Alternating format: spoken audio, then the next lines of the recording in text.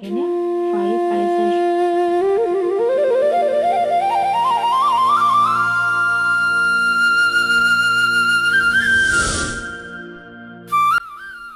Hello everyone, ಹರೇ ಶ್ರೀನಿವಾಸ. ಗುರುಗಳ ನೆನೆಯುತ್ತಾ ಈ ವ್ಲಾಗನ್ನು start ಮಾಡೋಣ. ಏನಪ್ಪ ಇವತ್ತೇನು ಸ್ಪೆಷಲ್ ಮಾಡ್ತಾಯಿದ್ದೀನಿ ಅಂತ ಅಂದ್ಕೊತಿದ್ದೀರಾ? ಇವತ್ತು ಸ್ಪೆಷಲ್ ಅಂತ ಏನಿಲ್ಲ. ನಾನು ಈ ಒಂದು ರೆಸಿಪಿನ ಮುಂಚೆನೇ ಶೇರ್ ಮಾಡಿದ್ದೇನೆ. ಆ ಒಂದು ವಿಡಿಯೋ ನಿಮಗೆ ಬೇಕು ಅಂದರೆ ಲಿಂಕ್ ಹಾಕ್ತೀನಿ, ಕಮೆಂಟ್ ಮಾಡಿ.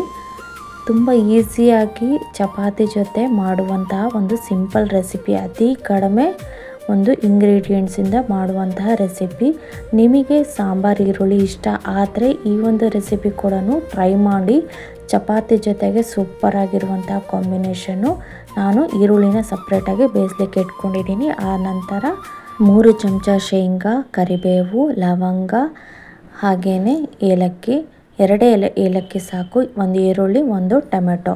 ನಿಮಗೆ ಜಾಸ್ತಿ ಗ್ರೇವಿ ಬೇಕು ಅಂತಂದರೆ 2 ಈರುಳ್ಳಿ, 1 ಟೊಮೆಟೊ ಹಾಕ್ಕೊಳ್ಳಿ. ಹುಳಿ ಜಾಸ್ತಿ ಬೇಕು ಅಂತಂದರೆ ಟೊಮೆಟೊ ಅಥವಾ ಹುಣಸೆಹಣ್ಣ ಯೂಸ್ ಮಾಡ್ಬೋದು. ಗ್ರೇವಿ ಮಾಡೋಕ್ಕೆ ಬೇಕಂದರೆ ಈರುಳ್ಳಿನೇ ಇರಬೇಕಾಗತ್ತೆ. ನಾನಿಲ್ಲಿ ಏನು ಮಾಡಿದ್ದೀನಿ, ಮಿಕ್ಸಿಗೆ ಸ್ವಲ್ಪ ನನಗೆ ಗ್ರೇವಿ ಬೇಕಾಗಿರೋದ್ರಿಂದ ನಾನು 1 ಈರುಳ್ಳಿ ತೊಗೊಂಡು ಯೂಸ್ ಮಾಡ್ಕೊತಾ ಇದ್ದೀನಿ. 1 ಈರುಳ್ಳಿ ಮತ್ತು 1 ಟೊಮೆಟೊ, ಹಾಗೆ ಏಲಕ್ಕಿ, ಲವಂಗ, ಹಾಗೆ ಶೇಂಗಾ ಬೀಜನೂ ಕೂಡ ಹಾಕ್ಬಿಟ್ಟು ರುಬ್ಕೊಳ್ತಾ ಇದ್ದೀನಿ. ಇದನ್ನು ಏನು ಮಾಡಬೇಕು, ಒಗ್ಗರಣೆಗೆ ಹಾಕ್ಕೊಂಡು ಪೇಸ್ಟನ್ನು ಚೆನ್ನಾಗಿ ಫ್ರೈ ಮಾಡಬೇಕು. ಎಣ್ಣೆಯಲ್ಲಿ ಚೆನ್ನಾಗಿ ಫ್ರೈ ಆದ ತಕ್ಷಣ ಅದು ಈರುಳ್ಳಿದು ಹಸಿ ಸ್ಮೆಲ್ಲು ಇರುತ್ತಲ್ಲ ಹೋಗುತ್ತೆ. ಹಾಗೆ ಮಸಾಲೆ ವಿಚಾರಕ್ಕೆ ಬಂದರೆ, ಈ ಒಂದು ಗ್ರೇವಿಗೆ ಮಸಾಲೆ ಅಂದರೆ ಧನಿಯಾ ಪೌಡರು, ಧನಿಯಾ, ಜೀರಿಗೆ, ಹಾಗೆಯೇ ಸ್ವಲ್ಪ ಮೆಂತ್ಯ ಹಾಕ್ಬಿಟ್ಟು ಮಿಕ್ಸಿಯಲ್ಲಿ ಹಾಕ್ಕೊಂಡು ಅದನ್ನು ಹಾಕಬೇಕಾಗತ್ತೆ. ಆನಂತರ ಖಾರ ನಿಮಗೆ ಎಷ್ಟು ಬೇಕೋ ಅಷ್ಟು. ಹಾಗೆಯೇ ಈ ಒಂದು ಗ್ರೇವಿನ ಇನ್ನೂ ಎನ್ರಿಚ್ ಮಾಡಲಿಕ್ಕೆ ಕಸೂರಿ ಮೇಥಿ ಇರುತ್ತಲ್ಲ, ಲಾಸ್ಟಿಗೆ ಉದುರಿಸಿ ತುಂಬ ಟೇಸ್ಟ್ ಒಂದು ಕಸೂರಿ ಮೇಥಿಯಿಂದ ಈ ಒಂದು ಗ್ರೇವಿಗೆ ಸಿಗುತ್ತೆ. ಯಾವುದೇ ಥರದ್ದು ಗ್ರೇವಿ ಗಟ್ಟಿ ಆಗಲಿ ಅಂತೇಳಿ ನೀವು ಕಾರ್ನ್ಫ್ಲೋರ್ ಹಾಕೋಕ್ಕೆ ಹೋಗ್ಬೇಡಿ, ಟೇಸ್ಟ್ ಹೋಗ್ಬಿಡುತ್ತೆ. ಬೇಕಂದ್ರೆ ಹಾಕೋಬೋದು. ಹಾಗೆ ಈ ಒಂದು ಕಾಂಬಿನೇಷನ್ನು ಚಪಾತಿ ಜೊತೆಗೆ ಸೂಪರಾಗಿರುತ್ತೆ, ಟ್ರೈ ಮಾಡಿ.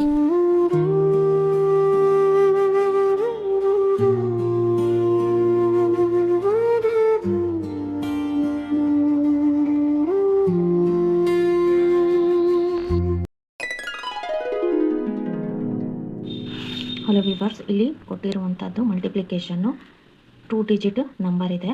ಈ ಕಡೆನೂ 2 ಡಿಜಿಟು, ಈ ಕಡೆನೂ 2 ಡಿಜಿಟ್ ಇದೆ. ಇದನ್ನು ನಾವು ಎಷ್ಟಾಗುತ್ತೋ ಅಷ್ಟು ಬೇಗ ಹೇಗೆ ಮಲ್ಟಿಪ್ಲಿಕೇಶನ್ ಮಾಡಬೇಕು ಅನ್ನೋದನ್ನು ಈ ವಿಡಿಯೋದಲ್ಲಿ ತೋರಿಸ್ಕೊಡ್ತೀನಿ.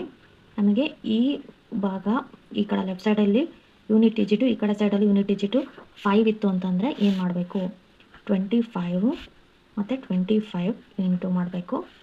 ಹಾಗೆಯೇ 5 5 ಎಷ್ಟು, ಫಸ್ಟ್ ಸ್ಟೆಪ್ಪು 5 5 25 ಅಲ್ವಾ, 25 ಬರ್ಕೊಂಡ್ಬಿಡ್ಬೇಕು.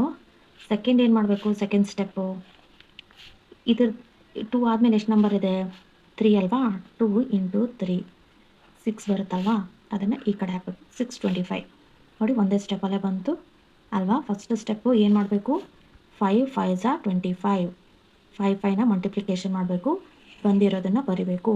ನೆಕ್ಸ್ಟ್ ಈ ನಂಬರ್ ಇರೋದಲ್ಲ, 10 ಪ್ಲೇಸಲ್ಲಿರುವಂತಹ ನಂಬರ್ನ ಇಂಟು ಮಾಡಬೇಕು. ಅದಕ್ಕಿಂತ 1 ಜಾಸ್ತಿ ಇರೋದ್ರಿಂದ ಆವಾಗ ಏನು ಬರುತ್ತೆ ಆನ್ಸರು ಬರಿಬೇಕು. ಇವಾಗ 35 ಇಂಟು 35 ಎಷ್ಟಾಗುತ್ತೆ ಅಂತ ನೀವೇ ನೋಡಿ ಹೇಳಿ.